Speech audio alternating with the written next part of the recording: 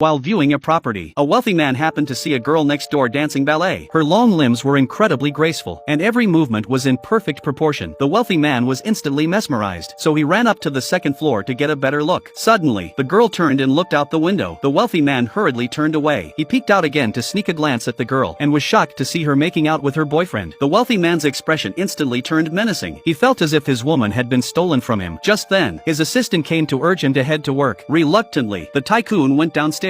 Just as he was about to get into his car and leave, the real estate agent beside him reminded him, "If you don't want to buy this one, you could still take a look at the house next door." Realizing that the girl lived next door, the tycoon walked straight to the front door. It was the girl's boyfriend, John, who answered the door. He recognized Jack at a glance as the most famous TV host, psychotherapist, and university professor. The real estate agent said they were there to view the property, but John replied, "I was thinking of selling it before, but I'm not selling it now." Jack said, "That's a shame," and turned to leave. Just as he was turning away, John suddenly called him back and invited him inside for a tour. At that moment, Lisa walked over. She had just washed her hair, and it was still dripping wet. Jack stepped forward to greet her. Lisa was thrilled to see him, but since she had to go to her dance class, she hurriedly said goodbye to him. Jack also remembered he had to return to school to teach. Before leaving, he told the real estate agent to buy the house next door. He returned to the classroom to teach, but images of Lisa dancing kept popping into his mind. He felt his heart racing, so he hurriedly announced that class was over early. Jack sought out his therapist, Anna, and told her about this girl. Anna sensed something was wrong. She warned Jack that if he couldn't forget this Lisa, he might repeat the tragedy of 21 years ago. But Jack realized he simply couldn't forget Lisa. On his way home, he stopped by Lisa's university. Sure enough, he spotted Lisa in the dance studio. She was getting cozy with her boyfriend, John. It turned out John was a music teacher there. Jack quietly sat in a dark corner, watching her every move. Taking advantage of a moment when no one was looking, he reached for her backpack. Suddenly, Lisa's cell phone rang. Jack frantically rushed out of the studio. He pulled out the scarf he'd just stolen from Lisa, holding it in his hand and sniffing it contentedly. Early the next morning, he went to Lisa's house again, claiming he'd left behind a black notebook. Lisa readily invited him inside, and hurriedly helped him search for it. Without meaning to, the two of them ended up crouching on the floor, less than 10 centimeters apart. Jack felt a hint of intimacy in the moment, but Lisa didn't think anything of it at all. Just then, Jack spotted a ticket on the table. Lisa explained it was for tonight's ballet performance. She was set to be the lead dancer tonight, and was feeling very nervous right now. Jack reassured her that fear is what makes people come alive, and added that he'd be there on time to support her. That afternoon, Jack returned to work at the office. A female reporter came to interview him. Unexpectedly, she asked what he had been treated for at the psychiatric hospital 21 years ago. Jack's expression changed instantly. He forced a smile and shooed the reporter away. He couldn't understand how a secret he'd hidden for 21 years could have been uncovered by a lowly reporter. That evening, Jack arrived at the theater to wait for Lisa's performance. Meanwhile, Lisa was backstage getting ready. Suddenly, she received a mysterious gift. When she opened it,